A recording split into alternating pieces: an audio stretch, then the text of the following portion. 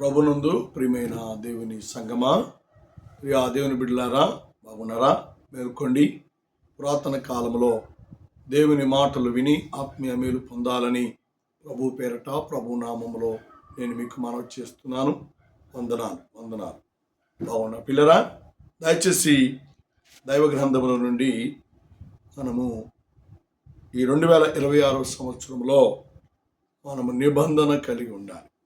ఏ నిబంధన అంటే కనులతో నిబంధన. వ్యర్థమే చూడకూడదు. కారణం ఏంటంటే మీరు దేవుని మందిరమై ఉన్నారు. దేవుని మందిరము వ్యర్థమైనవి ఉండకూడదు. కాబట్టి నిబంధన చేసుకొని దేవునిలో జీవించే ఆత్మ సంబంధమైన జీవితాన్ని కలిగి మనం జీవించాలి. అదే మీకు నేను జ్ఞాపకం చేశాను. మనము దేవుని మందిరమై ఉన్నాము కనుక దేవుడు తన మందిరమును మహిమతో నింపాలని, మహిమతో కప్పాలని, మహిమలో ప్రకాశింప చేయాలని దేవుడు ఇష్టపడుతూ ఉన్నాడు. కాబట్టి మనల్ని మనము దేవునికి అర్పించుకున్నప్పుడు, మనల్ని మనము దేవునికి సమర్పణ చేసుకున్నప్పుడు ఈ మందిరములో దేవుడు నివాసం చేస్తాడు. అందుకని మత్తయి రాసిన సువార్తలో చక్కని మాట రాయబడి ఉంది. ఆకాశ పక్షులకు గూళ్ళు ఉన్నాయి, కానీ మనిషి కుమారుడు తలవాల్చడానికి స్థలము కొంచెం కూడా లే.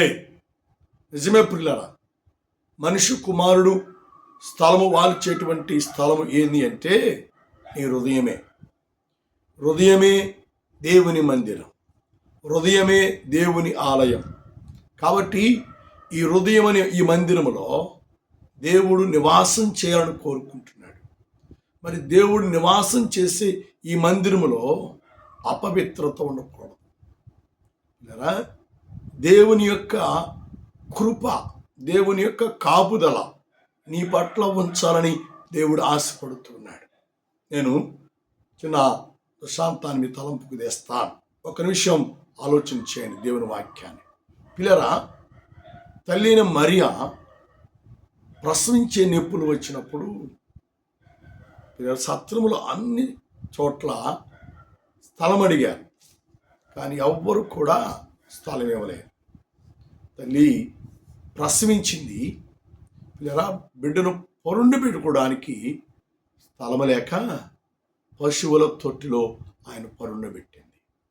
పిల్లరా, పశువుల తొట్టి చాలా అశుభ్రంగా ఉంటుంది. పశువుల తొట్టి లేదా చాలా మలినముతో కూడినగా ఉంటుంది.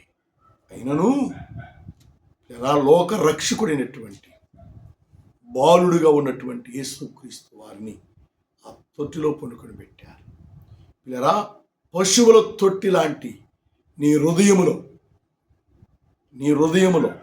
మలిన వాసన వస్తున్నా, పాప సంబంధమైన వాసన వస్తున్నా, అది ఎలాంటి మలినముతో ఉన్నప్పటికీ కూడా మా దేవుని మందిరముగా నువ్వు మలచబడితే, మారితే నీ హృదయంలో యేసుక్రీస్తు వారు పరునుంటాడు.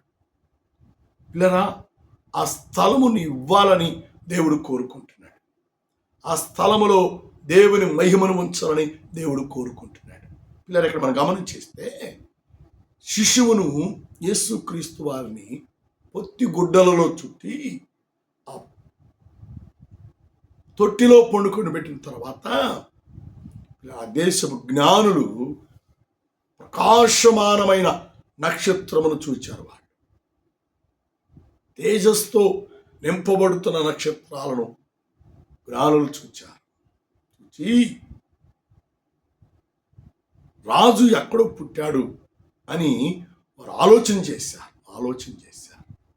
ఆ వెలుగును, ఆ తేజస్సును చూచి వారు విభ్రాంతి నొందారు, భయాభ్రాంతులైపోయారు.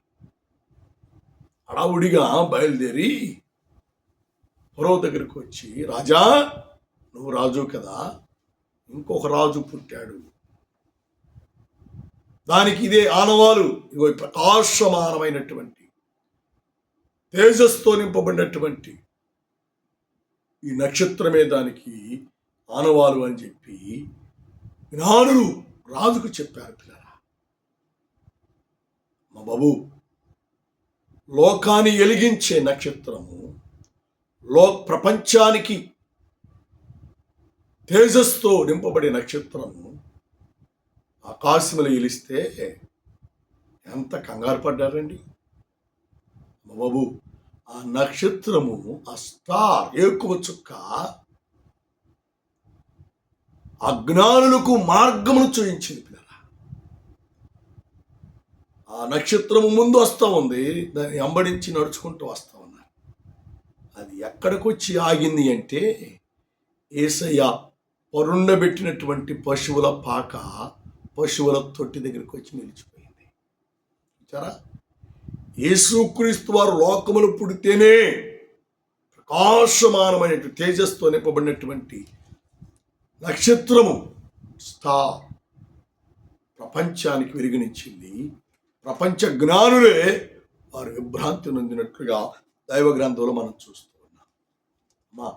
నువ్వు కూడా దేవుని మహిమను పొందేవారిగా, దేవుని ప్రకాశమును నీ మీద తేజరిలేదిగా ఉండాలి అంటే పశువుల తొట్టిలో పొడున్నటువంటి శిశువైనటువంటి యేసుక్రీస్తు వారు నీ హృదయంలో పొన్నుండి పెడితే, నీ హృదయంలో స్థలం ఇస్తే, నీ హృదయంలో చోటిస్తే నీ మీద కూడా ప్రకాశమానమైనటువంటి నక్షత్రము, తేజస్సు నీ మీద ప్రకాశిస్తుంది అని, నీవు ప్రకాశించబడే వ్యక్తిగా ఉంటావు అని దేవుని వాక్యము ద్వారా దేవుడు మనకు జ్ఞాపకం చేస్తూ ఉన్నాడు.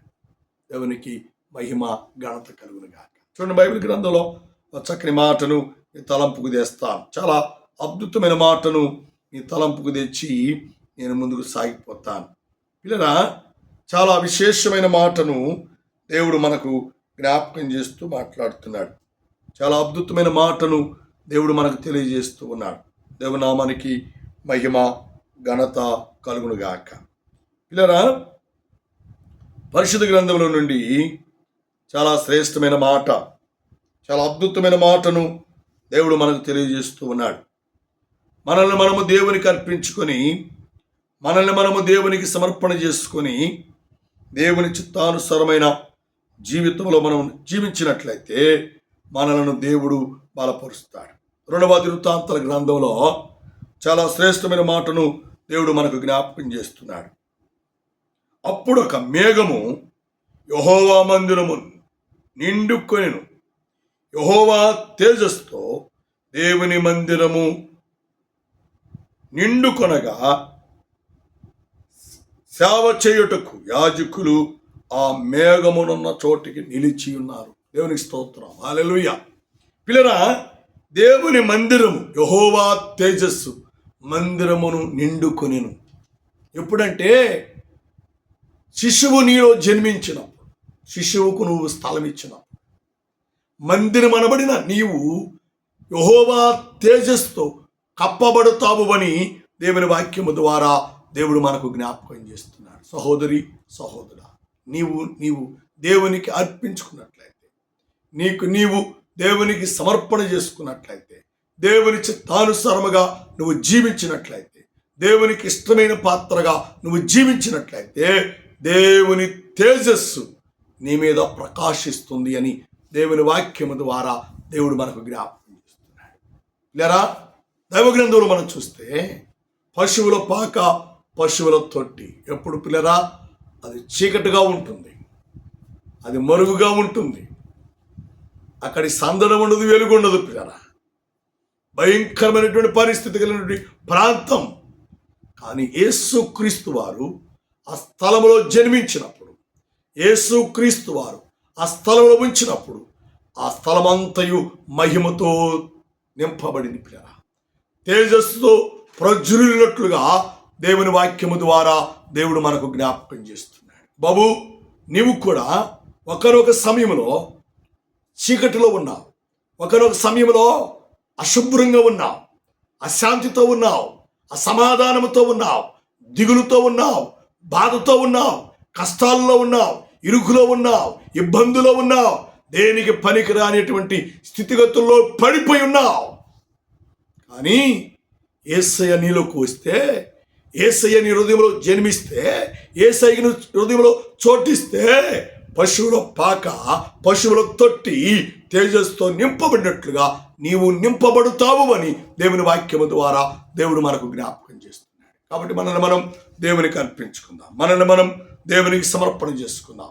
దేవుని చిత్తానుసారమైన జీవితంలో మనము జీవించాలి అని దేవుని వాక్యము ద్వారా దేవుడు మనకు జ్ఞాపకం చేస్తూ ఉన్నాడు. కాబట్టి ప్రభునందు పిల్లరా, మనల్ని మనము దేవునికి అర్పించుకుంటూ, మనల్ని మనము దేవునికి సమర్పణ చేసుకుంటూ, దేవుని చిత్తానుసారమైన జీవితంలో, దేవుని చిత్తానుసారమైన అనుభవంలో మనము నడిచినట్లయితే, మనము జీవించినట్లయితే పరిశుద్ధాత్మ దేవుడు మనల్ని బలపరుస్తాడు. ఇది 2 దినవృత్తాంతాల గ్రంథం 7వ అధ్యాయం 2వ వచనం మనం గమనం చేస్తే, యెహోవా తేజస్సుతో మందిరము నిండినందున, చూచారండి, యెహోవా తేజస్సుతో మందిరము నిండినందున. మందిరము నిండిపోవాలి అంటే పిల్లరా, నువ్వు పూర్తిగా దేవుని మహిమతో కప్పబడాలి. దేవునామానికి మహిమ ఘనత కలుగును గాక. అదే పిల్లరా, ఫరో యొక్క బానిసత్వం నుండి ఇజ్రాయేలు ప్రజలను మోషే నాయకత్వంలో నడిపిస్తున్నప్పుడు పిల్లరా, వారి రాత్రి వారికి ఏ హాని కలగకుండా, రాత్రి వారికి ఏ అపాయం కలగకుండా పిల్లరా, రాత్రి అంతయు అగ్ని స్తంభము వలె దేవుడు ఉండి నడిపించాడు. అంటే పిల్లరా, దేవుని తేజస్సు ఇజ్రాయెల్ ప్రజలందరి మీద దేవుడు ఉంచాడు. 40 లక్షల కాల్బలం మీద దేవుని తేజస్సు ఉంది పిల్లరా. అంటే పిల్లరా, ప్రపంచమంతా కూడా దేవుని తేజస్సు ఉంచి ప్రజలందరూ నడిపిస్తూ ఉన్నాడు. కానీ ఎవరైతే క్రీస్తుకు స్థలం ఇస్తారో, యేసయ్యకు చోటిస్తారో వారు ప్రకాశించబడు వారై ఉంటారు, తేజరిల్లు వారుగా ఉంటారు, దేవుని మహిమతో నిండుకునే వారిగా ఉంటారు, దేవుని ప్రకాశముతో వారు ప్రకాశించబడే వారిగా ఉంటారు అని దేవుని వాక్యము ద్వారా దేవుడు మనకు జ్ఞాపకం చేస్తున్నాడు. కాబట్టి మనల్ని మనం దేవునికి అర్పించుకుందాం, మనల్ని మనం దేవునికి సమర్పణ చేసుకుందాం. దేవుని తేజస్సుతో మనం నింపబడదాం. అప్పుడే నీలో ఉన్న చికాకు పోతుంది, నీలో ఉన్న దుఃఖం పోతుంది, నీలో ఉన్న బాధలు పోతాయి, నీలో ఉన్న కష్టాలు పోతాయి, నీలో ఉన్నటువంటి ప్రతి విధమైనటువంటి పిల్లరా శాపము కొట్టివేయబడుతుంది. నువ్వు దేవుని యొక్క ఆత్మ చేత, దేవుని యొక్క తేజస్సు చేత నువ్వు ప్రకాశించబడి బిడ్డగా ఉంటావు అని దేవుని వాక్యము ద్వారా దేవుడు మనకు జ్ఞాపకం చేస్తున్నాడు. అందుకని యెషయా గ్రంథం 60వ అధ్యాయం 1వ వచనం అంటాడు, లెమ్ము తేజరిల్లుము, వెలుగు నీ మీదకి వచ్చి ఉన్నది, ప్రకాశము నీ మీదకి వచ్చినది, యెహోవా తేజస్సు నీ మీదకి వచ్చి, లెమ్ము తేజరిల్లు, ప్రకాశించాలి. బాబు, నువ్వు దేవునిలో ప్రకాశించబడే దేవుని కుమారుడుగా, దేవుని కుమార్తెగా ఉండాలి అంటే నువ్వు నిబంధన కలిగి ఉండాలి. నీ కనులతో నువ్వు నిబంధన చేసుకోవాలి. దేవుని చూచే అనుభవాన్ని కలిగి ఉండాలి, దేవుని సహవాసాన్ని కలిగి ఉండాలి, దేవుని ఆత్మీయ నడిపింపులో నీ జీవితాన్ని కొనసాగించుకునే వారిగా నీవు ఉండాలి. అలాగా నీవుంటే యేసుక్రీస్తు వారు నీ హృదయంలో జన్మిస్తాడు.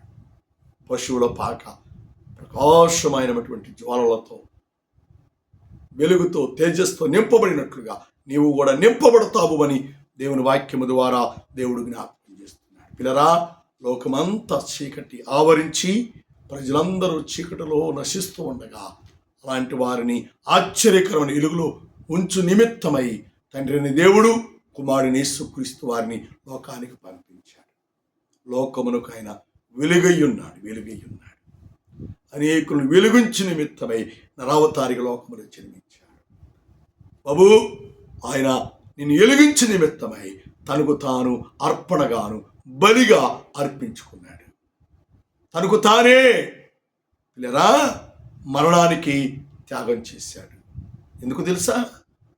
నీలో ఆయన నివాసం చేయటానికి. ఎందుకు తెలుసా? నీ మీద ఆయన తేజస్సు మహిమను నింపడానికి. అందుకే తనకు తానే కొరడా దెబ్బలు తిన్నాడు. తనకు తానే ఆకారమును సగసును స్వరూపాన్ని కోల్పోయాడు. ఎందుకంటే ఆయన నిన్ను వెలిగించాలి, తేజస్సుతో నింపాలి, ఆయన నీ హృదయంలో నివాసం చేయాలి. నేను ఒక మందిరముగా అమర్చాలి, ఒక మందిరముగా సిద్ధపరచాలి, ఒక మందిరముగా ప్రకాశించబడేటువంటి మందిరముగా నిన్ను జ్యోతుల వలె చేయటానికి ఆయన నీ కొరకు ఈ లోకమును మరణించాడు. ఆయన మరణము ద్వారా నువ్వు వెలిగించబడతావా? ఆయన మరణము ద్వారా నువ్వు ప్రకాశించబడతావా? ఆయన మరణము ద్వారా నీ హృదయములో ఆయనకు కొంచెము చోటిస్తావా? అప్పుడే నీ మందిరము విలువగా ఉంటుంది. అప్పుడే నీ మందిరము చాలా ఘనత నొందే మందిరముగా ఉంటుంది అని దేవుని వాక్యము దేవుడు మనకు జ్ఞాపకం చేస్తున్నాడు. కాబట్టి మనల్ని మనం దేవునికి అర్పించుకుందాం, మనల్ని మనం దేవునికి సమర్పణ చేసుకుందాం, ప్రార్థన చేద్దాం. కృపామయుడా, ప్రేమికుడు మా తండ్రి, ఇంతవరకు మా మధ్యన ఉన్నందుకే నీకు వందనాలు, మాతో ఉన్నందుకే నీకు వందనాలు. ఈ వాక్యము ద్వారా, నీ మాటల ద్వారా మీరు మాతో మాట్లాడేందుకే నీకు వందనాలు. ఇంతమంది వాక్యాన్ని నీరుగట్టండి, ఫలింపదాయించి వాక్యానుసరము నడిచినట్లుగా, వాక్యానుసరముగా జీవించినట్లుగా మమ్మల్ని మీరు బలపరచమని, మీ కృప చేత ఆదరించి కనికరించమని, సహాయం చేయమని, ఈ టీవీ పరిచయం ద్వారా వాక్యం వింటున్న ప్రతి బిడ్డను ప్రభువా, ఈ మొబైల్ పరిచయం ద్వారా వాక్యం వింటున్న ప్రతి బిడ్డ ప్రభువా, అనేకులకు ఫార్వర్డ్ చేయడానికి, అనేకులని కుటుంబ సభ్యులలోకి చేర్చడానికి ప్రోత్సహించండి ప్రభువా, బలపరచండి, ఆశీర్వదించమని యేసుని గుర్చున్నాము తండ్రి. ఆమేన్, ఆమేన్, ఆమేన్. పిల్లరా, ఈ పరిచయం కొరకు, సంఘాల కొరకు మీరు ప్రార్థన చేయండి. మీ కొరకు, మీ కుటుంబాల కొరకు మేము కూడా ప్రార్థన చేస్తున్నాం. దేవుని కృప, దేవుని సమాధానం దేవుడు మీకు తోడయించి బలపరచును గాక. ఆమేన్. తండ్రి దయ, కుమారుని ప్రేమ, పరిశుద్ధాత్మ సహవాస సంబంధం ప్రార్థించే ప్రతమిశ్వనికును కూడిన మనందరికీ దేవాని మొరపెట్టు ప్రతి ఆత్మకును సకల పరిశుద్ధులకును ఆయన రాకడ వరకు తోడి నడిపించి, దీవించి, సంరక్షించి, కాపాడి, ఆశీర్వదించును గాక. ఆమేన్.